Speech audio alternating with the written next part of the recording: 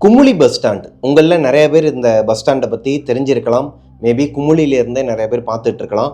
குமுளிங்கிற bus ஸ்டாண்டில் நிறைய பஸ்லாம் நிற்குங்க. அதாவது கவர்மெண்ட் பஸ்ஸும் நிற்கும், ப்ரைவேட் பஸ்ஸும் நிற்கும், பாயிண்ட் டு பாயிண்ட் போகிற பஸ் நிற்கும், லோக்கல்லே போகிற கவர்மெண்ட் பஸ்ஸும் நிற்கும். இந்த மாதிரி இந்த லோக்கல்லே போகிற கவர்மெண்ட் பஸ் டிரைவர் ஒருத்தர் தான் ராமலிங்கம் காலையில் 5:15 பஸ்ஸை ஸ்டார்ட் பண்ணார்னா ஒவ்வொரு ஊராக, அதாவது ஒவ்வொரு ஸ்டாப்பாக போயிட்டு லாஸ்ட்டாக ஒரு ஸ்டாப்பில் நிப்பாட்டணும். அது கிட்டத்தட்ட இந்த பஸ் ட்ராவலிங் டைமே 3.5 மணி நேரத்துலேருந்து 4 மணி நேரம் வரைக்கும் இருக்குமாங்க. அங்கே போய் ஆல்ட்ரை போட்டுட்டு, அதாவது ரெஸ்ட் எடுத்துட்டு, நைட்டு கடைசி பஸ்ஸாக அந்த லாஸ்ட் ஸ்டாப் கீழே மலை கீழே இறங்கணும் இல்லையா, அந்த ஸ்டாப்ல இருந்து கடைசி பஸ்ஸு இவங்க பஸ் தான், மறுபடியும் குமுளி வரைக்கும் வருமா. இதுதான் ராமலிங்கம் அவரோட ஜாப்ங்க. ராமலிங்கம் விடிய காலையில் 4:30 மணிக்கெலாம் அலாரம் வச்சு எந்திரிச்சிருவாரு. 4:30 மணிக்கு எந்திரிக்கிறவர் 5 மணிக்கெலாம் வீட்டிலேருந்து கிளம்பிடுவார். 5:15 5:20 அந்த பஸ்ஸை ஸ்டார்ட் பண்ணணும். இதுதான் அவரோட ரொட்டீனாக இருந்துட்டு இருக்குங்க. ராமலிங்கம்க்கு சொந்த ஊரே குமுளி தான். ராமலிங்கம் அவரோட ஒய்ஃப் மல்லிகா லாஸ்ட்டாக ஒரு பஸ் ஸ்டாப்ல பஸ் நிற்குன்னு சொன்னார் இல்லையா, லவ் பண்ணி கல்யாணம் பண்ணிக்கிறாரு. கல்யாணம் பண்ணதுக்கு அப்புறமா அவங்களுக்கு ஒரு குழந்தை பிறக்குது. இந்த பையன் இப்போ 5th ஸ்டாண்டர்ட் படிச்சுட்டு இருக்கிறான். ராமும் சரி, ராமோட ஒய்ஃபும் சரி, இந்த மூட நம்பிக்கைன்னு சொல்ல முடியாது, ஆனால் அந்த தெய்வ நம்பிக்கையில ரொம்பவே ஊறி போய் கிடப்பாங்களாம். யாராச்சும் ஒருத்தர் எதனா சொன்னா கூட நம்பிடுவாங்களாம். அந்த மாதிரி ஒரு டைப் தான் 2 பேருமே. யாராச்சும் ஒருத்தர் தான் வீட்டில் அந்த மாதிரி இருப்பாங்க, ஆனால் இவங்க வீட்டில் 2 பேருமே, மல்லிகா, ராம் 2 பேருமே கடவுள் நம்பிக்கையில் ரொம்ப ஊறி போய் இருக்கிறாங்க. இந்த விஷயம் இந்த நேரத்தில் பண்ணக்கூடாதுன்னு சொன்னால் ஓகேன்னு சொல்லி கேட்டுப்பாங்களாம். அது எவ்வளோ பெரிய கோடீஸ்வரனாக இருந்தாலும் சரி, எவ்வளோ பெரிய கோடியை தரக்கூடிய அந்த ஒரு நிகழ்ச்சியாக இருந்தாலும் சரி, அதுக்குள்ள கலந்துக்கவே மாட்டாங்களாம். அதாவது அந்த இடத்துக்கு போகவே மாட்டாங்களாம். இவங்க வீட்டுக்கு பக்கத்தில் காமாட்சின்னு சொல்லிட்டு ஒரு பாட்டி இருக்கிறாங்க. இந்த காமாட்சிங்கிற பாட்டிக்கு அருள்வாக்கு சொல்றது. குமுளியில இவங்க இருக்கிற ஏரியால யாருக்காயும் பேய் பிடிச்சிச்சுன்னா கூட இந்த காமாட்சிங்கிற அம்மா பேய் ஓட்டுறது, அவங்கள அதுல இருந்து வெளியே கொண்டு வரதுக்கு நிறைய ஹெல்ப் பண்றது, இந்த மாதிரி விஷயங்கள்லாம் பண்ணிட்டு இருப்பாங்களாங்க. அவங்க ஏரியாலேயே ஃபேமஸான ஒரு பாட்டி. இந்த காமாட்சி பாட்டிக்கு குடும்பமே கிடையாதுங்க. அதாவது குடும்பம் இருந்தும் இல்லாத மாதிரி தான் இருக்கிறாங்க. அவங்களோட பசங்க 2 பேர். கஷ்டப்பட்டு அந்த பசங்களை என்னதான் இவங்க படிக்க வச்சாலும், உங்க ஹஸ்பண்ட் இறந்ததுக்கு அப்புறமா அந்த பசங்க 2 பேரும் இந்த அம்மாவை கண்டுக்கவே இல்லையா. அவங்க 2 பேரும் ஃபாரின்ல செட்டில் ஆயிடுறாங்க. அங்கேயே ஒரு பொண்ணுங்களை கல்யாணம் பண்ணிக்கிட்டு இந்த ஊர் பக்கமே வர்றது கிடையாதாங்க. ஸோ இந்த அம்மா இதை சோசியல் சர்வீஸாகவே பண்ணிட்டு இருக்கிறாங்க. அவங்களுக்குன்னு சொல்லிட்டு காசு எதுவுமே சேர்த்து வைக்காத ஒரு நல்ல கேரக்டருங்க. வீட்டில் எதனா ஒரு நல்ல விஷயம் இல்லை எதனா ஒரு கெட்ட விஷயம்னா அந்த காமாட்சி அம்மா கிட்ட கேட்டுட்டு தான் முடிவெடுப்பாங்களாம் ராமும் மல்லிகாவும்.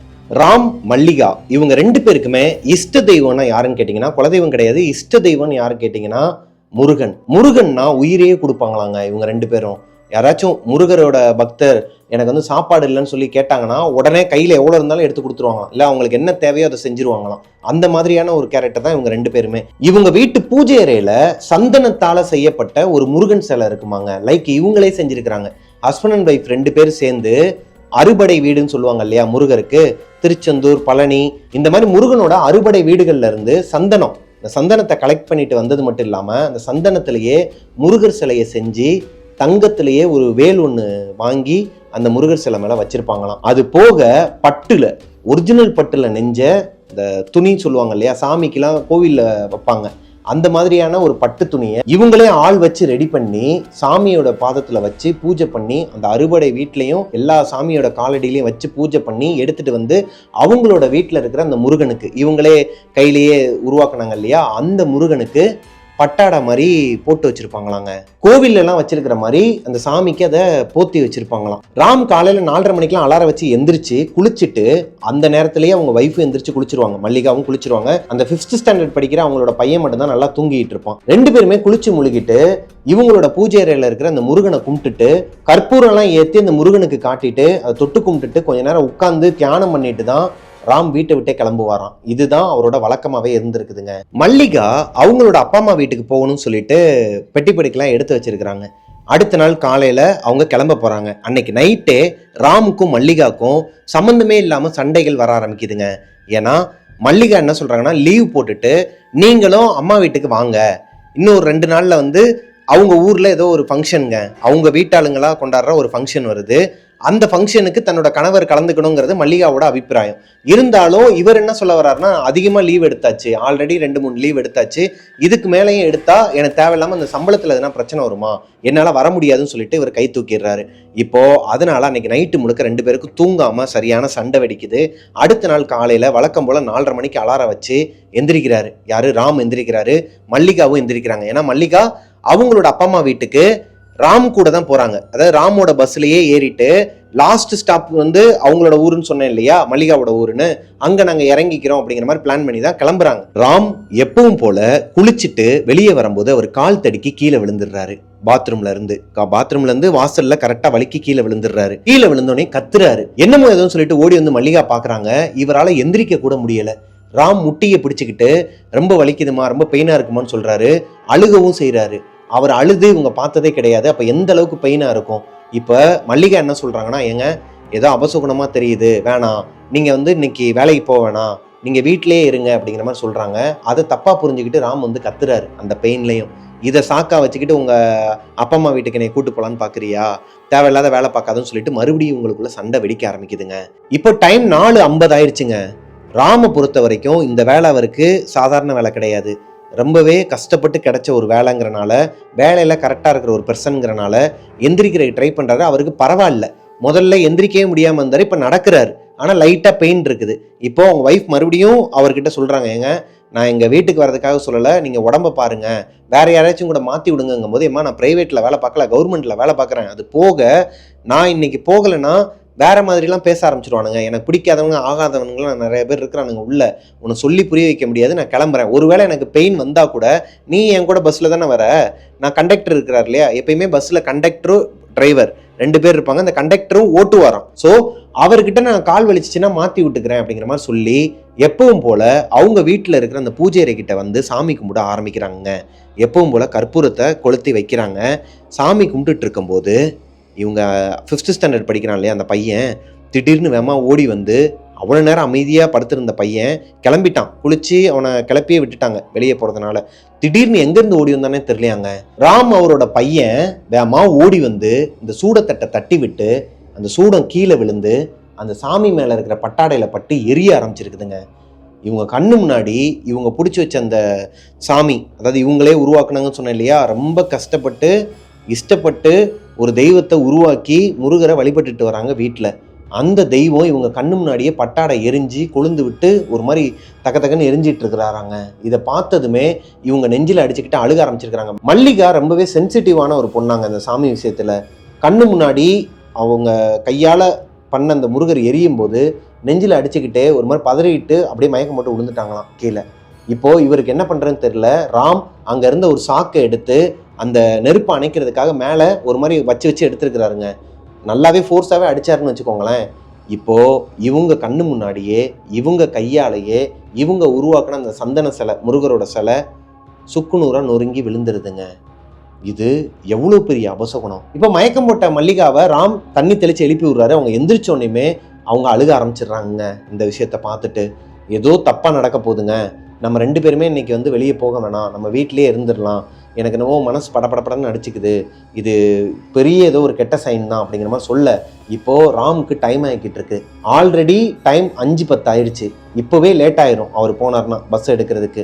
இன்னும் நீ லேட் பண்ணனா தேவையில்லாத பிரச்சனை வரும், எனக்குமே மனசு சரியில்லை தான், அதுக்குன்னு சொல்லிட்டு வேலைக்கு போகாமல் இருக்க முடியாதுமா, வந்து பார்த்துக்கலாம் வான்னு சொல்லிட்டு கூப்பிடுறாரு. இப்போ மல்லிகா வரமாட்டேன்னு சொன்னது மட்டும் இல்லாமல் அந்த தெருவே கேட்குற அளவுக்கு அலறி கத்துறாங்க.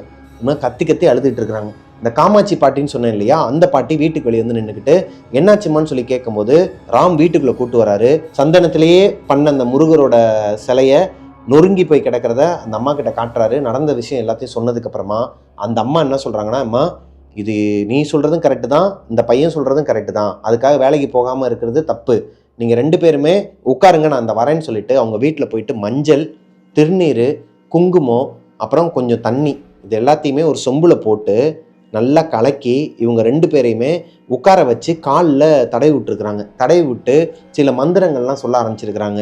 அம்மனை வழிபடுற ஒரு மந்திரமாங்க அது. ஆபத்து காலத்தில் எல்லாருமே அந்த மந்திரங்களை உச்சரிச்சா அதுலேருந்து வெளியே வருவாங்க அப்படிங்கிறது அவங்களோட நம்பிக்கை. அந்த மந்திரத்தை இவங்க காலில் இந்த குங்குமம் எல்லாத்தையுமே தேய்ச்சி விட்டுட்டு அந்த தண்ணியால் அவங்க பாதத்தை கழுவிட்டு, நீங்கள் இதுக்கப்புறம் வெளியே போங்க, உங்களுக்கு எதுவும் ஆகாதுன்னு சொல்லிட்டு அனுப்புகிறாங்க அவங்க வீட்டிலேருந்து. இவங்க 2 பேருக்குமே மனசே இல்லாமல் தான் வீட்டிலேருந்து கிளம்புறாங்க தன்னோட பையனை கூப்பிட்டுக்கிட்டு. இப்போது இந்த பஸ் ஸ்டாண்டுக்கு வர்றதுக்கே 5:30 மணி ஆயிடுதுங்க. 5:15 5:20 ராம் அந்த பஸ் ஸ்டாண்ட்லேருந்து அந்த பஸ்ஸை எடுத்திருக்கணும். ஆனால் இவர் லேட் பண்ண காரணத்தினால அங்கே இருக்கிற ப்ரைவேட் பஸ்ஸில் எல்லாருமே ஏறி போயிட்டதாகவும் நீங்கள் ஏன்னா இவ்வளோ லேட்டாக வந்துட்டீங்கன்னு சொல்லிட்டு ஒரு மாதிரி திட்ட ஆரம்பிச்சிருக்கிறார் கண்டக்டர். ராம் தன்னோட வீட்டில் நடந்த இந்த அபசகுணமான விஷயங்களெல்லாம் அவர்கிட்ட சொல்லும்போது அப்படியான சரி ஒன்றும் பிரச்சனை இல்லை, வாங்கினா இன்னொரு ஒரு 1/4 மணி நேரத்தில் எடுத்துடலாம்னு சொல்லிட்டு பஸ்ஸை எடுக்கிறதுக்கு ஒரு 1/4 மணி நேரம் இருக்குங்க. இப்போது நிறைய பேர் வழக்கமாக வரவங்களை தவிர்த்து வேற நிறைய பேர் பஸ்ஸில் ஏறுறாங்க. பஸ்ஸும் கரெக்டாக 5:45 அந்த பஸ் ஸ்டாண்ட்லேருந்து ஸ்டார்ட் ஆகி வெளியே வருதுங்க. வெளியே வர வரைக்குமே நல்லா இருந்த பஸ்ஸு கரெக்டாக இந்த பஸ் ஸ்டாண்டுக்கு வெளியே ஒரு ஆர்ச் இருக்குமா, அதை தாண்டி வந்துட்டாங்கன்னா இந்த பஸ் ஸ்டாண்டை விட்டு வெளியே வந்துட்டதா அர்த்தம். அந்த ஆர்ச்சு கிட்ட வரும்போதே பஸ் ஆஃப் ஆயிடுது. என்னடா அது, மறுபடியும் ஒரு சிக்கல், மறுபடியும் ஒரு தடங்கள், என்னாச்சும் ஏதாச்சும் சொல்லிட்டு இறங்கி போய் பார்க்குறாங்க. ஒன்றுமே புரியலை. பிஆர்சிலேருந்து ஆட்கள் வராங்க, பஸ்ஸை ஓரமாக தள்ளி நிப்பாட்டிட்டு பஸ்ஸை ரெடி பண்ணுறதுக்கு வேலை நடந்துகிட்ருக்கு. ஒரு 10 நிமிஷம் லேட் ஆயிடுதுங்க. ஆனால் இதில் என்ன ஒரு விஷயம்னு பார்த்தீங்கன்னா அந்த பஸ்ஸு நல்லா தான் இருக்குது, ரிப்பேரே கிடையாது. எதனால் அது ஸ்ட்ரக் ஆகி நின்றுச்சுங்கிறது டிரைவருக்கும் தெரில, ரிப்பேர் பண்ண வந்த ஆட்களுக்கும் தெரியலை. சரி ஓகே, ஏதோ ஒன்று வாங்க வண்டி எடுப்போம்னு சொல்லிட்டு ஒரு வழியாக பஸ் குமுளி பஸ் ஸ்டாண்ட்லேருந்து கிளம்புதுங்க. ஒவ்வொரு ஸ்டாப்பாக நிப்பாட்டி வந்துக்கிட்டு இருக்கிறாங்க. பஸ்ஸு ஒவ்வொரு ஊர்லேயும் நிற்கும் போதும், அதாவது ஒவ்வொரு ஊராக போக போக மலையில் ஏறி இறங்குற மாதிரி தான் இருக்குமா. நிறையா சில இடத்துல ஹேர்பின் பெண்டெல்லாம் வருமாங்க. இவங்க குமுளி பஸ் ஸ்டாண்ட்ல இருந்து மொத்தம் 6 ஸ்டாப் இவங்க போக வேண்டிய கடைசி ஸ்டாப்புக்கு. இப்போ 3 ஸ்டாப்பை தாண்டி போயிடுறாங்க. 4வது ஸ்டாப் வரும்போது ஒரு டேர்னிங் பாயிண்ட் மாதிரி வருமாங்க. அதாவது ஒரு யூ டர்ன் மாதிரி போட்டிருப்பானுங்களாம். அது ஒரு மாதிரி அபாயகரமான வளைவாங்க. அந்த வளைவுல நிறைய ஆக்சிடென்ட் நடக்குமா. இவர் கரெக்டா அந்த இடத்துல வளைஞ்சி கொஞ்சம் தூரம் போய்கிட்டு இருக்கும் போது போலீஸ் ஜீப்பா நிக்குது. லெஃப்ட் சைட்ல ஃபுல்லா போலீஸ் ஜீப்பா நிக்குது. அந்த ஊர்க்காரங்களாம் அங்கங்க நிக்கிறாங்க. ரோடு ஃபுல் பிளாக் ஆகி இவங்களோட பஸ்ஸும் நின்றுதுங்க. கிட்டத்தட்ட ஒரு 1/2 மணி நேரமா பஸ்ஸை நிப்பாட்டிடுறாங்க. கொஞ்சம் கொஞ்சமா தான் வெஹிக்கிள்ஸ் எல்லாத்தையும் மூவ் பண்ணிட்டு இருக்கிறாங்க. இப்போ கிட்டக்க போகும்போது தான் தெரியுது இவங்க கிளம்ப வேண்டிய அதே டைமிங்ல வேற ஒரு பஸ் கிளம்புச்சுன்னு சொன்னார் இல்லையா, பிரைவேட் பஸ். அந்த பஸ் ஆக்சிடென்ட் ஆகி கொடூரமான முறையில இறந்து கிடக்குறாங்களாங்க. டிரைவர்ல இருந்து கண்டக்டர்ல இருந்து உள்ள இருக்க பேசஞ்சர்ஸ்ல இருந்து எல்லாமே ஒரு மாதிரி ரத்த காடா கிடக்குதான். அந்த ரோடு முழுக்க ரத்தனா பார்த்துக்கங்களேன். அந்த அளவுக்கு கொடூரமான ஒரு ஆக்சிடென்ட். சொல்றதுக்கே ஒன்றும் இல்லைங்க. கை கால்லாம் தனித்தனியாக கிடக்குதாங்க. இது அந்த பையன் பார்த்துட்டு கத்தி இருக்கிறான். அவன் கண்ணை மூடிட்டு இங்கிட்டு திரும்பிக்கோன்னு சொல்லிட்டு பஸ்ஸை முடிஞ்ச அளவுக்கு வேகமாக அங்கேருந்து நகட்டிட்டு வந்திருக்கிறாருங்க. ராம்க்கு கை கால்லாம் ஒரு மாதிரி உதற ஆரம்பிச்சிருக்குதுங்க. ஒரு வேளை இந்த டைம்ல இவர் பஸ்ஸை எடுத்திருந்தாருன்னா இந்த பஸ்ஸுக்கு தான் ஆக்சிடென்ட் ஆயிருக்கணும். அதுதான் விதி. ஏதோ ஒரு சாமி நம்மளை காப்பாத்திருச்சுன்னு சொல்லிட்டு அங்கேருந்து போறாரு. லாஸ்ட் ஸ்டாப்புக்கு முந்தின ஸ்டாப், இந்த 5வது ஸ்டாப்புமே இந்த நான் சொன்னேன் இல்லையா அபாயகரமான வளைவு மாதிரி தான் வளைஞ்சு போகுமா. அந்த இடத்துலையும் இவங்க இந்த பஸ் ஸ்டாண்ட்லேருந்து வெளியே எடுக்கும்போது ஒரு 10 நிமிஷம் லேட்டாக வண்டி எடுத்தாங்க இல்லையா, அப்போ அங்கேருந்து ஒரு கவர்மெண்ட் பஸ்ஸே பாயிண்ட் டு பாயிண்ட் கிளம்பி இருக்குது. இவங்க போக வேண்டிய ஊரை தாண்டி தான் போகணுமா, அந்த ரூட்டில் தான் போகுமா. அந்த பஸ் இவங்க பஸ்ஸை கிராஸ் பண்ணி தான் போயிருக்குது. கரெக்டாக இவர் பஸ்ஸை நிப்பாட்டும் போது அதையும் பார்த்துருக்கிறாரு. அந்த பஸ் மேலே நிலச்சரிவு வந்திருக்குதுங்க. டிரைவர் இருப்பார் இல்லையா முன்னாடி பஸ்ஸில், அந்த ஏரியா மட்டும் ஃபுல் டேமேஜ் ஆங்க. டிரைவருக்கு தலையே இல்லையா, ஒரு மாதிரி நசுங்கி கூலாக இருக்குதான். ரத்தத்தோட ஒரு மாதிரி பார்க்கறதுக்கு அருவருப்பாக இருந்திருக்குது. டிரைவர் போட்டிருக்க சட்டையெல்லாம் ரத்தமாங்க. அவர் முகத்துல இருக்க அந்த சதையே ஒரு மாதிரி கூழ் மாதிரி ஊத்திக்கிட்டு இருக்கிறாங்க. இதையும் கண்ணால பாத்துருக்கிறாரு ராம். அவருக்கு ஒரு மாதிரி தலைவலியே வந்துருச்சாங்க. ஒரு வழியா இப்ப கடைசி ஸ்டாப்புக்கு வந்துடுறாங்க. ஏன்டா இந்த பஸ்ஸை எடுத்தோம், தன்னோட மனைவி சொன்ன மாதிரி பேசாம வீட்டிலேயே இருந்திருக்கலாமோ, தேவையில்லாம இன்னைக்கு எடுத்து கண்டதையும் பார்த்து தன்னோட பையனும் அதை பார்த்து இப்ப அந்த பையனோட மனநிலைமை எப்படி இருக்கும், நம்ம அப்பாவுக்கும் இந்த மாதிரி எதனா ஆயிடுமோங்கிற அந்த ஒரு மனநிலைமை இருக்கும். அது போக லைவா இந்த மாதிரி ஆக்சிடென்ட் எல்லாம் பார்த்தா இந்த 5ஆம் கிளாஸ் படிக்கிற பையனுக்கு எப்படிங்க இருக்கும், ஒரு மாதிரி பதட்டத்திலே இருப்பான் இல்லையா. இவருக்கு மனசே கேட்கல. மல்லிகா கிட்ட சொல்லிக்கிட்டே தான் வராரு. கடைசி ஸ்டாப் வர்றதுக்கு முன்னாடிமா தயவு செஞ்சு ஊருக்கு போனோன்னையும் குலசாமிக்கு கூட்டு போயிட்டு இவனை மந்திரிச்சு விட்டு வந்துருமா அப்படிங்கிற மாதிரி சொல்றாரு. அவங்களும் அழுதுகிட்டே தான் வராங்க. ஏன்னா பார்க்கக்கூடாத விஷயத்தெல்லாம் பார்த்துட்டு போற நல்ல விஷயத்துக்கு போகும்போது சரி ஓகே ஒரு வழியா வந்துட்டாங்க. அந்த ஊருக்கும் வந்துடுறாங்க, போக வேண்டிய ஊருக்கும் வந்துடுறாங்க. இப்போ ஒரு வழியா கடைசி ஸ்டாப்புக்கு பஸ் நிக்குதுங்க. நல்லபடியா இந்த பஸ்ஸுக்கு எதுவும் ஆகலை, இந்த பஸ்ல வந்தவங்களுக்கு எதுவும் ஆகலை. மல்லிகாவோட அப்பா அம்மா, அதாவது ராமோட மாமனாரும் மாமியாரும் கூப்பிடுறதுக்கு வராங்க.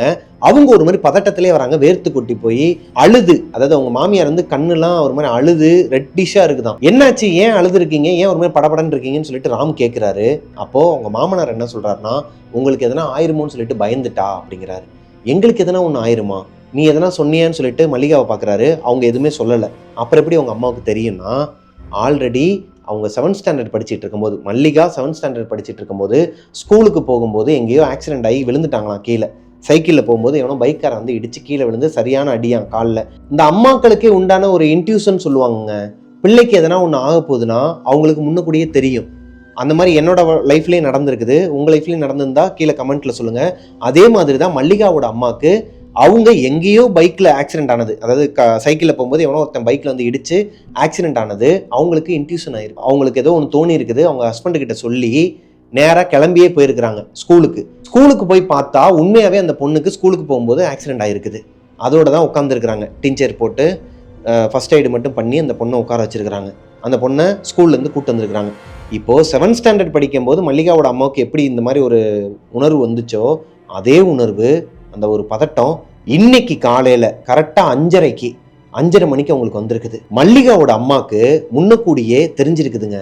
இவங்க ஒரு வேளை 5:10 இல்லை 5:15 வழக்கம் போல் இவர் வண்டியை ஸ்டார்ட் பண்ணியிருந்தா ஒன்று வளைவிலேயே இவர் ஆக்சிடென்ட் ஆயிருக்கணும், இல்லை 2வது வளைவில் அந்த நிலச்சரிவில் மாட்டியிருக்கணும். ரெண்டுலையுமே மாற்றல நல்லபடியாக வந்துட்டாங்கிறது ஒரு பக்கம் இருந்தாலும் அவங்க அம்மாவுக்கு தோணி இருக்கு பாருங்க. இது இவருக்கு ஒரு மாதிரி ஆச்சரியமாக இருந்திருக்குதுங்க ராமுக்கு. சரி ஓகேங்க, நீங்கள் பத்திரமா பார்த்துக்கோங்க, நான் நைட்டு தான் வந்து வண்டி எடுப்பேன். இப்போ மல்லிகாவுக்கு பயம் வருதுங்க. ராம் கிட்ட போய் சொல்கிறாங்க, ஏங்க எவ்வளோ விஷயத்த கண்ணால் பார்த்துட்டு இன்னைக்கு நைட்டு நீங்கள் மறுபடியும் பஸ் எடுக்க போகிறீங்களா? இன்னைக்கு நைட்டு நீங்கள் பஸ் எடுத்து அதே ரூட்டில் தான் மேலே போகணும், குமுளிக்கு போகணும். அப்படி ஒரு ட்ராவல் வந்து இன்றைக்கி உங்களுக்கு தேவையில்லை, உடம்பு முடியலன்னு சொல்லிட்டு லீவ் போட்டுருங்கிறாங்க. அம்மா அப்படி பார்த்தா என்னை மாதிரி டிரைவர்ஸ்லாம் வண்டியவே தொடக்கூடாதுமா, நாங்கள் ஒரு நாளைக்கு 100 ஆக்சிடெண்ட்டை பார்ப்போம், இதெல்லாம் சும்மா தான். என்ன இன்னைக்கு குடும்பத்தோடு வரும்போது எனக்கு ஒரு மாதிரி பதட்டத்தை கொடுத்துருச்சு, அவ்வளவுதான். மற்றபடி எங்களுக்குலாம் இதெல்லாம் சகஜம்தாம்மா, நீ எதுவும் நினச்சிக்காத, நீ போ, நான் என் வேலையை பார்க்குறேன். 2 நாள் கழித்து நானே வந்து கூப்பிட்டு போகிறேன், நான் கூப்பிட வரும்போது ஒரு நாள் உங்கள் அம்மா வீட்டில் இருந்துட்டு போகிறேன், ஓகேவா அப்படின்னு சொல்லிட்டு சமாதானப்படுத்தி அவங்க எல்லாரையும் அனுப்பி விட்டுறாருங்க. இப்போது அன்னைக்கு நைட்டு கரெக்டாக 10லேருந்து 10:30 வண்டியை ஸ்டார்ட் பண்ணுறாங்க. இதுதான் இந்த ஊரோட கடைசி வண்டி. அதாவது ஒவ்வொரு இடத்துல நின்று போகுது இல்லையா லோக்கலில் வண்டி, இதுதான் கடைசி கவர்மெண்ட் பஸ், லாஸ்ட் ஸ்டாப்லேருந்து குமுளிக்கு போகிற கடைசி பஸ். நைட்டு 10:15லேருந்து 10:20 இருக்குமாங்க. வண்டியை யோசனையிலேயே இருக்கிறார், ஸ்டார்ட் பண்ணலாமா வேணாமான்னு. யாரு? ராம். அந்த கூட இருக்கிற கண்டக்டருக்கும் இவங்களுக்கு காலையில் நடந்த விஷயம் என்ன, இப்போ வரும்போது பார்த்த விஷயங்கள் எல்லாமே மைண்டில் ஓடிக்கிட்டு இருக்கு. 2 பேர் தான் மறுபடியும் அதே பஸ்ஸை எடுத்துகிட்டு மேலே போக போகிறாங்க. அவருமே ஒரு மாதிரி திருன்னு முழிச்சிக்கிட்டு தான் இருக்கிறாரு. பேசஞ்சர்ஸ் எல்லாருமே ஏறிட்டாங்க.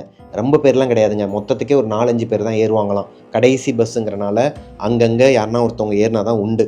இப்போது மொத்தத்துக்கே கண்டக்டர், டிரைவர், இந்த பேசஞ்சர்ஸ் எல்லாம் சேர்த்து அந்த பஸ்ஸில் 6 பேர் இருக்கிறாங்க. 10:20க்கு பஸ் ஸ்டாண்ட்ல இருந்து வண்டியை ஸ்டார்ட் பண்ணுறாருங்க ராம்.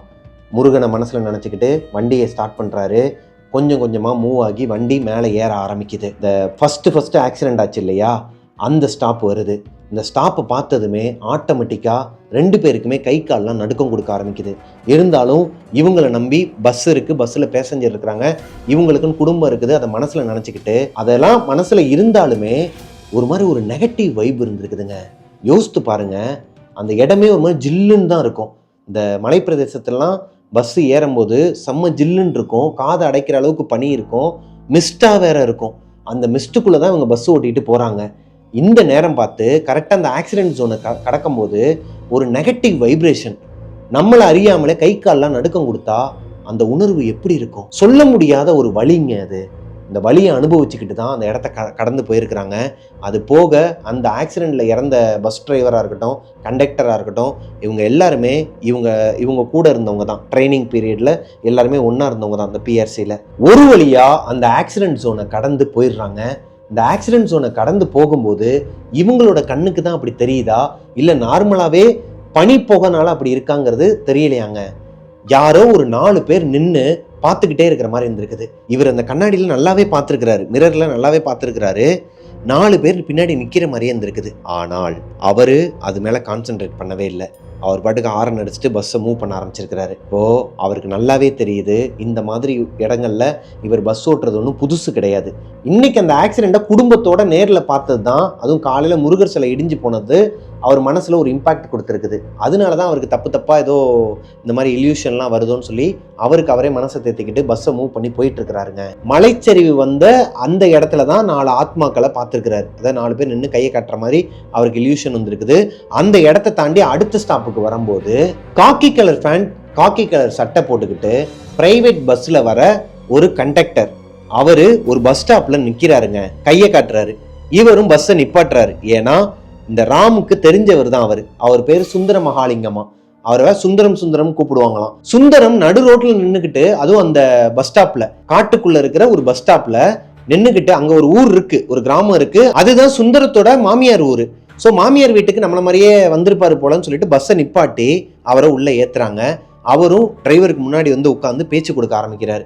என்னப்பா காலையில இந்த மாதிரி ஆயிடுச்சு, அது பார்த்துமா நீ நைட்டு பஸ் எடுத்த அப்படிங்கிற மாதிரி பேச்சு கொடுத்துக்கிட்டே வராரு. ஏன்பா அதை வேற ஞாபகப்படுத்துற, பிள்ளை குட்டிங்களோட வந்துகிட்டு இருந்தேன், மாமியார் வீட்டுக்கு வந்து என் பொண்டாட்டி கூப்பிட்டா, அவளுக்கு எனக்கு சரியான சண்டை, காலையில் நடந்ததுலேருந்து இந்த ஆக்சிடென்ட் வரைக்கும், இப்போ பஸ்ஸில் வரும்போது 4 உருவத்தை பார்த்தது வரைக்கும் எல்லாத்தையுமே அவர்கிட்ட ஷேர் பண்ணிக்கிட்டே வராருங்க ராம். இப்போ பஸ் கொஞ்சம் கொஞ்சமாக மூவ் ஆகி 2வது ஒரு இடத்துல, அதாவது மேலேருந்து வரும்போது முதல் இடத்துல ஆக்சிடென்ட் ஆச்சு இல்லையா, ஒரு மாதிரி கை கால்லாம் துண்டு துண்டாக கிடந்துச்சு சொன்னேன் இல்லையா, அந்த பஸ் ஸ்டாண்டுக்கு, அதாவது அந்த ஸ்டாப்பு கிட்ட வரப்போகுது. இந்த டைமில் இந்த சுந்தர மகாலிங்கம் இருக்கார் இல்லையா, அவர் எனக்கு தூக்கம் வருதுப்பா, நான் வேணா கொஞ்ச நேரம் போய் படுத்துட்டு வரேன், பின்னாடி லாஸ்ட்டில் படுத்துருக்கிறேன், ஸ்டாப் வந்ததுக்கு அப்புறமா கூப்பிடுப்பா, ஆல்ரெடி எனக்கு என் முன்னாடிக்கும் சரியான சண்டை, இப்போ என் மாமியார் வீட்டுக்கு வரலன்னா என்னை போட்டு உயிரை வாங்கிட்டா, அதனால தான் இங்கே வந்துட்டு போகிறேன் நான், பஸ் ஸ்டாண்டு வந்ததுக்கப்புறம் எழுப்புப்பான்னு சொல்லிட்டு பின்னாடி போய் படுத்து தூங்கிட்டாராங்க. அதாவது தூங்க போகிறேன்னு சொல்லிட்டு போய் படுத்துட்டாராம். முதல்ல ஆக்சிடென்ட் ஆச்சு இல்லையா, இந்த கை கால்லாம் துண்டு துண்டாக கிடந்துச்சுன்னு இல்லையா, அந்த பஸ் ஸ்டாப் பக்கத்தில், அதாவது அந்த ஆக்சிடென்ட் ஆனதுக்கு பக்கத்துலேயே தான் ஸ்டாப், பஸ் ஸ்டாப். அந்த இடத்துல 2 பிசி, அதாவது போலீஸ்லேருந்து 2 பிசி, ஒரு டிரைவர், அதாவது இந்த காக்கி சட்டை காக்கி ஃபேண்ட் போட்ட ஒரு டிரைவர், வண்டியில் 3 பேருமே ஏறுறாங்க. பஸ்ஸை நிப்பாட்டி பஸ் ஸ்டாப்பில் ஏறின 2 பிசி போலீஸுமே நடுவில், இந்த பஸ்ஸில் நடு சீட்டும்பாங்க இல்லையா, அங்கே போய் உட்காந்துக்கிறாங்க. அந்த டிரைவர் ஒருத்தர் ஏறினார் இல்லையா, காக்கி ஃபேண்ட் காக்கி சட்டை போட்டு, பிரைவேட் பஸ் டிரைவர், அவரு முன்னாடி வந்து உட்கார்றாரு. அதாவது சுந்தர மகாலிங்கம் எப்படி முன்னாடி வந்து உட்கார்ந்தாரோ அதே மாதிரி இவரும் முன்னாடி வந்து உட்கார்றாரு. ராமுக்கும் அவரோட பஸ்ல வர அந்த கண்டக்டர் காலையில இருந்து கூட வர்றாரு இல்லையா, அவருக்கும் இப்ப புதுசா ஏறி இருக்கிற இந்த மணிங்கிற டிரைவரை தெரியாது, அதாவது பழக்கம் கிடையாது. அவர் முன்னாடி வந்து உட்கார்ந்துக்கிட்டு, பொதுவாகவே இந்த கண்டக்டரோ டிரைவரோ வழியை மறைச்சு பஸ்ல ஏறினாங்கன்னா அவங்க கிட்ட டிக்கெட் எடுக்க மாட்டாங்களாம், அதாவது டிக்கெட் வாங்க மாட்டாங்களாம். சோ புதுசா ஏறினவர் முன்னாடி உட்கார்ந்து சுந்தர மகாலிங்கம் மாதிரியே பேச்சை கொடுக்க ஆரம்பிக்கிறாரு. அவரும் ராமும் பேசிக்கிட்டே வராங்க. ராம் கிட்ட இவர் தான் பேச்சை கொடுக்குறாரு. என்னண்ணே இந்த இடத்துல வந்து பஸ்ஸை ஓட்டிட்டு வரீங்க, பயமா இல்லையா, ஏன்பா வழக்கமாக வர ரூட்டு தானே, இதில் பயப்படுறதுக்கு என்ன இருக்குது, நிறைய ஆக்சிடென்ட் பார்த்தாச்சுல, அப்படின்னா சரிதானே, நீங்கள் பாட்டுக்கு போங்க. இல்லை காலையில் ஃபேமிலியோடு போனீங்களே அதான் கேட்டேன். நான் ஃபேமிலியோடு வந்தது உனக்கு எப்படி தெரியும்? இல்லை நான் பார்த்தேனே, ஆக்சிடென்ட் ஆன இடத்துல நான் நின்றுக்கிட்டு தான் இருந்தேன், நீங்கள் ஒரு மாதிரி பதட்டத்தோடு அந்த உங்கள் பையனை திருப்பிட்டு போனால் நான் பார்த்துட்டு தான் இருந்தேன்.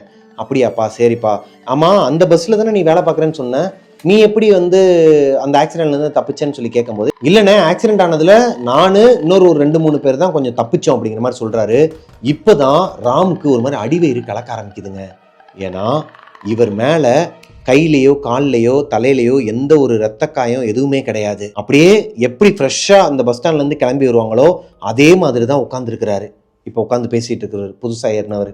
அப்படி இருக்கும் பட்சத்தில் எப்படி இது சாத்தியமாகும்? கை கால்லாம் உதற ஆரம்பிக்குதுங்க அடிக்கிற பனிக்கு. இவரோட வாய்ஸ் எல்லாமே தப்பு தப்பாவே கேட்குது. இவர் பேசுறது எல்லாமே இவருக்கு தப்பு தப்பாவே புரியுது. ஏன்னா இவர் அந்த ஆக்சிடெண்ட்டை பற்றியே தான் பேசிக்கிட்டு இருக்கிறாரு. அந்த ஆக்சிடென்ட்டுக்குள்ள இருந்து இன்னும் அவர் வெளியவே வரல. மேபி உண்மையாகவே ஆக்சிடெண்ட்டில் இருந்து அவர் உயிர் தப்பிச்சவராக கூட இருக்கலாம். அவங்களுக்கு இதே மனநிலைமை தான் இருக்கும். பொதுவாகவே நம்ம ஒரு இடத்துக்கு போகும்போது ஆக்சிடென்ட் ஆயிடுச்சுன்னு வச்சுக்கோங்களேன், எனக்கு ஆயிருக்கு அந்த மாதிரி மதுரையில் ஒரு தடவை. இந்த மாதிரி ஆகும்போது நம்ம அதுக்குள்ளேயே தான் இருக்கும். அந்த ட்ராமாலேருந்து வெளியே வர்றதுக்கு 1 வாரம் எடுத்துக்கோன்னு வச்சுக்கோங்களேன். அது வரைக்கும் அந்த ஆக்சிடெண்ட்டை பற்றியே தான் பேசிகிட்டு இருப்போம். அந்த மாதிரி ஒருவேளை இந்த மணிங்கிறவர் பேசிட்டு வராரா, இல்லை இவர் ஒரு அமானுஷ்யமா, இறந்து போன ஒருத்தர் கூட தான் இவ்வளோ நேரம் உட்காந்துக்கிட்டு வரமாங்கிற பயம் ராம கொஞ்சம் கொஞ்சமாக பஸ் ஓட்ட விடாமல் வேர்த்து கொட்டி, அந்த பணியிலையும் வேர்த்து கொட்டி ஒரு மாதிரி பதட்டத்திலே இருக்கிறாருங்க. கண்டக்டர் இந்த இவர் கூடயே இருக்கிறார் இல்லையா, அவரை கூப்பிட்டு, எனக்கு இவன் பேச்சே சரியில்லை, கொஞ்ச நேரம் உனக்கு பின்னாடி தூக்கி உட்கார வைடா அப்படிங்கும்போது, அண்ணே வாங்கண்ணே பின்னாடி தான் அவர் சுந்தரமகாலிங்கம் படுத்திருக்காப்புல, நீங்களும் போய் அவர் கூட பக்கத்துலேயே கூட படுத்துக்கோங்க, நாங்கள் ஸ்டாப் வந்து இறக்கி விடுறேன்னு சொல்லிட்டு கண்டக்டர் சொல்ல, இப்போ ஒரு ஷாக்குங்க. இந்த புதுசாக ஏறினவர், என்னப்பா சொல்ற, சுந்தரமகாலிங்கம் இங்கேருந்து படுத்திருக்கிறானா, அவன் ஆக்சிடென்ட்ல செத்து போயிட்டானையா, அவன் எப்படி அங்கே வந்தான் அப்படிங்கிற மாதிரி கேட்க, இப்போ இவங்க 2 பேருக்குமே தூக்கி போடுதுங்க.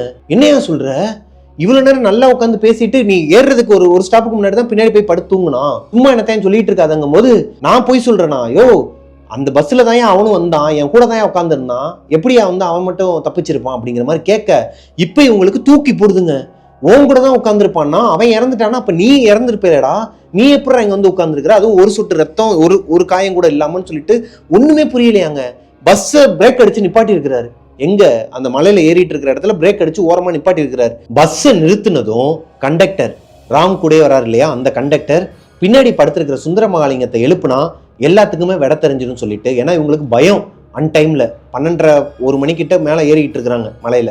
வேமா பின்னாடி போயிட்டு அந்த இடத்த பார்த்தா இப்போ ராமும் அவரையே தான் வச்ச கண்ணு எடுக்காம பார்த்துட்டு இருக்கிறாரு. அவரு பயத்துல திரும்பி பார்த்துருக்கிறாருங்க ராம. யாரு?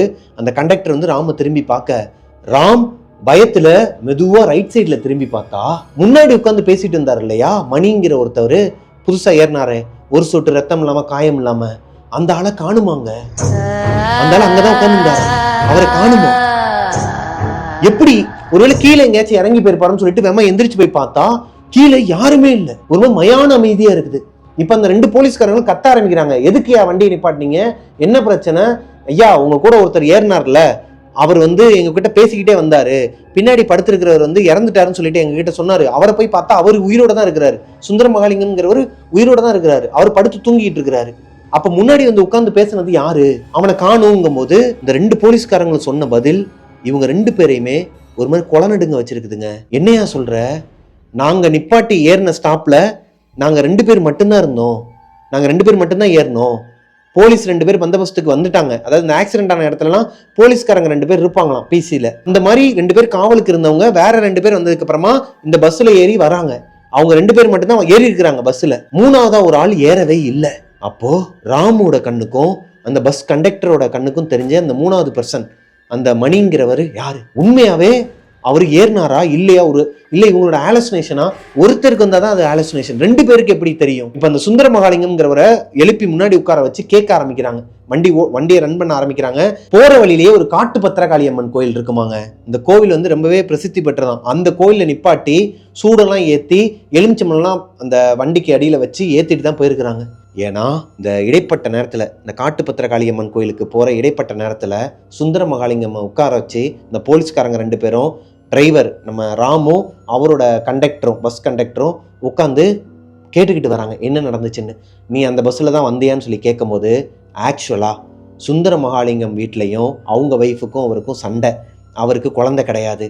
மாமனார் மாமியார் வீட்டுக்கு அவங்க கூப்பிட்டுருக்குறாங்க. இவரால் வர முடியாதுன்னு சொல்லிட்டு அவங்களாம் அடிச்சிருக்கிறாரு. அவங்க கோச்சிக்கிட்டு பஸ்ஸில் போயிட்டாங்க. இந்த மணி இருக்கார் இல்லையா, முன்னாடி உட்காந்து இப்போ பேசிட்டு இருந்தார் இல்லையா, சுந்தரமகாலிங்கம் இறந்துட்டான்னு சொல்லிட்டு அவரோட வீட்டில் தான் தங்கியிருக்கிறார். ப்ரைவேட் பஸ் ஓட்டுறவங்க இவங்களாம், இந்த மணி சுந்தரமகாலிங்கம்ங்கிறவங்களாம் ப்ரைவேட் பஸ் ஓட்டுறவங்க அங்கே லோக்கலில். எல்லாரும் ஒரே ரூமில் தான் தங்கியிருக்கிறாங்க. அதாவது அவரோட ரூமில் போய் தங்கியிருக்கிறாரு. மனைவி இல்லாத காரணத்தினால குடிக்கிறதுக்காக அவரோட ரூமில் போய் தங்கிட்டு அழுதுருக்கிறாரு. அடுத்த நாள் நான் பஸ் எடுக்கும்போது உன்னையும் கூட்டு போறேன்டான்னு சொல்லிட்டு பஸ்ஸில் தான் கூட்டு வந்திருக்கிறாரு. இந்த பஸ் கிளம்புனது முதல்ல, அதாவது காலையில ராம் வீட்டில் டைம் ஆயிடுச்சு. அதனால 5:45 தான் அவங்க பஸ் எடுத்தாங்க. 5:20 கிளம்ப வேண்டிய பஸ்ல போக வேண்டிய பேசஞ்சர் எல்லாருமே இந்த பிரைவேட் பஸ்ல தான் வந்திருக்கிறாங்க, அந்த பேசஞ்சர்ஸ் எல்லாருமே. அப்படி இருக்கும் பட்சத்துல அதே பஸ்ல தான் இந்த சுந்தரமகாலிங்கமும் வந்திருக்கிறாரு. அதுல டிரைவரா வந்தவர் தான் மணி. முன்னாடி உட்காந்து பேசிட்டு இருந்தார் இல்லையா, அந்த ஸ்டாப்ல ஏறி அவரு ஸ்பாட் அவுட், இறந்துட்டாரு. அப்போ சுந்தரமகாலிங்கம் மட்டும் எப்படி உயிரோட இருந்தாரு? ஆக்சுவலா ஒரு ஸ்டாப்ல அவர் இறங்கி இருக்கிறாருங்க, ஆள் ஏறாங்கன்னு சொல்லிட்டு இறங்கி இருக்கிறாரு. அங்க அவங்களோட மாமனாரை பார்த்துருக்கிறாரு. மாமியார் வீட்டுக்கு தான் இவர் போயிட்டு இருக்கிறாரு. மாமனார் கூடயே ஒன்னா போயிடலான்னு சொல்லிட்டு அந்த ஸ்டாப்ல அவர் இறங்குனது இந்த டிரைவர் மணிக்கு தெரியாது. மணியை பொறுத்த வரைக்கும் சுந்தரமகாலிங்கமும் இறந்துட்டாரு அதே பஸ்ல வந்து. இப்ப மணி இறந்து போன விஷயம் இவங்களுக்கு தெரியாது. சுந்தரம் அவருக்கு நடந்த அந்த விஷயத்தை எல்லாத்தையும் சொன்னதுக்கு அப்புறமா அங்க இருக்கிற போலீஸ்காரங்களுக்குமே ஒரு மாதிரி குப்புன்னு வேர்த்து இருக்குதுங்க, கை கால்லாம் நடுக்கம் கொடுத்துருக்குது. இதுக்கப்புறமா தான் அந்த காட்டு பத்திரகாளியம்மன் கோயிலில் நிப்பாட்டி வண்டிக்கு பூஜை போட்டு இவங்க எல்லாருமே அந்த குங்குமத்தை எடுத்து பூசிக்கிட்டு அங்கேருந்து உயிரை கையில் பிடிச்சிக்கிட்டு குமிளி பஸ் ஸ்டாண்டுக்கு போயிருக்கிறாங்க. அன்னைக்கு இரவை அங்க இருந்த அந்த பஸ்ல இருந்த யாராலையுமே மறக்க முடியாதாங்க. இறந்து போன ஒரு டிரைவரை லைவா முன்னாடி வந்து உட்கார்ந்து பார்த்துருக்காங்க. ராமலிங்கமும் அந்த பஸ்ல இருந்த கண்டக்டரும் பார்த்துருக்காங்க, பேசி இருக்கிறாங்க. குமுளி பஸ் ஸ்டாண்ட்ல போயிட்டு பஸ் நிப்பாட்டினதுக்கு அப்புறமா ராமலிங்கமும் அந்த கண்டக்டரும் அந்த பஸ்லயே படுத்து தூங்கிட்டாங்களாங்க. அவங்களுக்கு வெளியே போறதுக்கே பயமா இருக்குது. இந்த பனினாலையா இல்ல உண்மையாவே பயமா இருக்காங்கிறது அவங்களுக்கு தெரியல. தூக்கமாகவும் இருந்திருக்குது. அந்த பஸ்லேயே படுத்து தூங்கிட்டு அடுத்த நாள் காலையில ராமலிங்கம் எந்திரிச்சு அவரோட வீட்டுக்கு போயிருக்கிறாரு.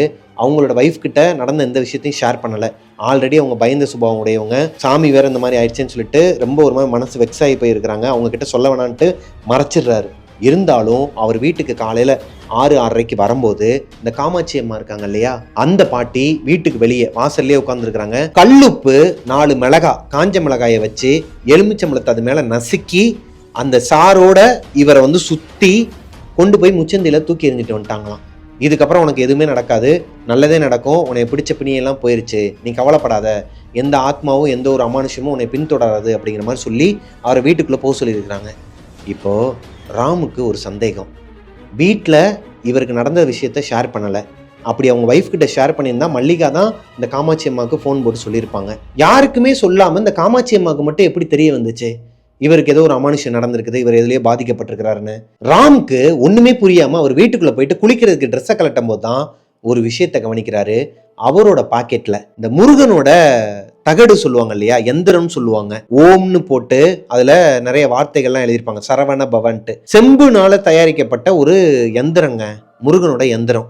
இந்த எந்திரத்தை அவங்களோட ஒய்ஃப், ராமோட ஒய்ஃப், ராமுக்கே தெரியாமல் அவங்களோட பாக்கெட்டில் வச்சுட்டு தான் போயிருக்கிறாங்க.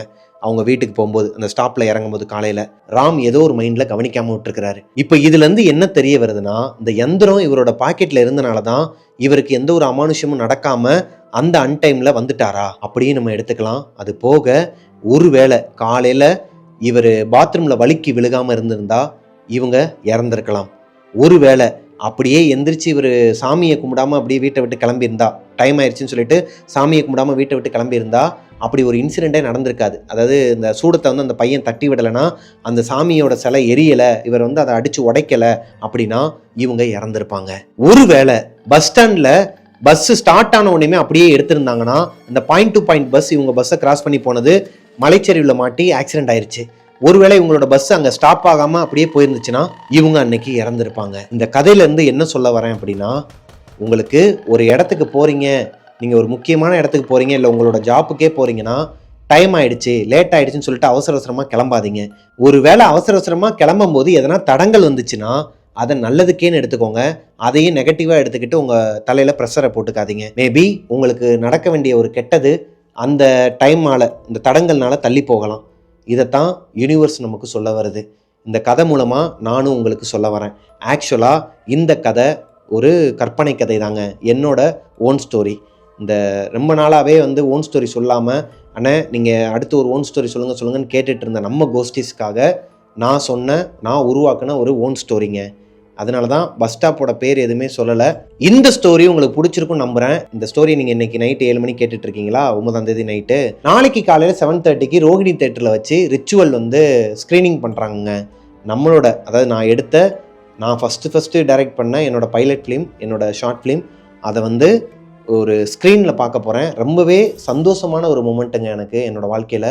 நான் எடுத்த ப்ராஜெக்டே அது சக்ஸஸ் ஆகி ஒரு ஓடிடியில் ட்ரெண்டிங் நம்பர் 1 ஆகி நம்மளோட சேனல்லையும் 3 lakhsக்கு மேலே வியூஸ் போய் இப்போது அந்த டாப் 10ல் வரிசையில் நம்மளோட ஷார்ட் ஃபிலிமும் வந்திருக்குது. அதை ஸ்க்ரீனில், அதாவது தேட்டரில் பார்க்க போகிறோம், சில்வர் ஸ்க்ரீனில் பார்க்க போகிறோங்கிறது ரொம்ப சந்தோஷமான ஒரு மூமெண்ட். இதை உங்ககிட்ட ஷேர் பண்ணணும்னு எனக்கு தோணுச்சு. நிறைய பேரால் அங்கே வர முடியாது. டோட்டலாக 25-30 பேர் தான் ஒரு டீமுக்கு வந்து அலோவ் பண்ணுவாங்க. நம்ம டீம் க்ரூ மெம்பர்ஸே 20 பேர் இருக்கிறனால நான் முன்னாடியே உங்ககிட்ட இந்த விஷயத்த சொல்லலைங்க. ஆனால் வர 14ஆம் தேதி, டிசம்பர் 14ஆம் தேதி ஆம்பா ஸ்கைவாக் நுங்கம்பாக்கத்தில் இருக்கிற ஒரு மாலுங்க. இந்த மாலோட லொக்கேஷனை நான் கீழே பின் பண்ணுறேன். நீங்கள் எல்லாருமே அங்கே வரலாம். நீங்கள் எல்லாருமே வந்தீங்கன்னா எனக்கு ரொம்ப சந்தோஷம். டாப் 6ல் இருக்கிற எல்லாருக்குமே அங்கே வச்சு மறுபடியும் நம்மளோட ரிச்சுவலை இந்த மால்குள்ளே வச்சு ப்ரிவியூ பண்ணுவாங்க. ப்ரிவியூ முடிஞ்சதுக்கப்புறமா வின்னிங் ப்ரைஸ் வந்து அனௌன்ஸ் பண்ணுவாங்க. அந்த இடத்துல நீங்கள் எல்லாருமே இருந்தீங்கன்னா நல்லாயிருக்கும்னு எனக்கு தோணுச்சு. உங்களால் முடிஞ்சால் வாங்க, முடியலைன்னா வராதிங்க. முடிஞ்சவங்க வாங்க, நம்ம டிசம்பர் 14th அன்னைக்கு அந்த மாலில் வச்சு மீட் பண்ணலாம். Love you ghost is. இந்த ஸ்டோரி உங்களுக்கு பிடிச்சிருக்குன்னு நினைக்கிறேன். பிடிச்சிருந்தா லைக் பண்ணிடுங்க. உங்களோட வாழ்க்கையிலையும் இந்த மாதிரி எதனா ஒரு தடங்கள் வந்திருக்குது, அதனால் நான் போக வேண்டிய இடத்துக்கு போகாமல் இருந்துட்டேன், ஆனால் கொஞ்சம் நேரத்துக்கு அப்புறமா தான் எனக்கு தெரியுது, இல்லை ஒரு கொஞ்ச நாளுக்கு அப்புறமா தான் தெரியுது, நான் அந்த இடத்துக்கு போயிருந்தா எனக்கு இந்த மாதிரி ஒரு அபசகுணம் நடந்திருக்கும், மேபி நான் உயிரோட கூட இருந்திருக்க மாட்டேன், என்னைய ஏதோ ஒரு தெய்வ சக்தி தான் காப்பாற்றிருக்கு அப்படிங்கிற மாதிரி உங்களுக்கு இருக்கும் இல்லையா? இந்த மாதிரி எதனா ஸ்டோரி இருந்துச்சுன்னா என்னோட இன்ஸ்டாகிராம் ஐடிக்கு அனுப்புங்க. ஃபேஸ்புக் ஐடி, இன்ஸ்டாகிராம் ஐடி ரெண்டுமே டிஸ்கிரிப்ஷனில் லிங்க் கொடுத்துருக்கிறேன். அங்கே வந்து எனக்கு இன்பாக்ஸ் பண்ணுங்கள். மிஸ்டர் பிரபாகரன் யூடியூப் சேனலை சப்ஸ்கிரைப் பண்ணிடுங்க. பக்கத்தில் இருக்க பெல் ஐக்கானை தட்டி விட்டுருங்க. நெக்ஸ்ட் ஒரு சூப்பரான ஸ்டோரியோட உங்களை மீட் பண்ணுறேன். நாளைக்கு ஸ்டோரி வராது கோஸ்டிஸ். நாளைக்கு ஃபுல்லாக நாங்கள் அந்த ஃபங்க்ஷனில் தான் இருப்போம். ஸோ 11ஆம் தேதி ஈவினிங் 7 மணிக்கு அடுத்த ஸ்டோரி வரும். நெக்ஸ்ட் நம்ம கோஸ்டிஸ் அனுப்பின ஒரு ரியல் லைஃப் இன்சிடென்ட்டோட உங்களை மீட் பண்ணுற வரைக்கும் டாட்டா, பாய் பாய். மிஸ்டர் பிரபாகரன் வீலாக்ஸ் சேனலையும் சப்ஸ்கிரைப் பண்ணிக்கோங்க. அதோட லிங்க்கும் நான் கீழே டிஸ்கிரிப்ஷனில் கொடுக்குறேன். டாட்டா, பாய் பாய்ங்க.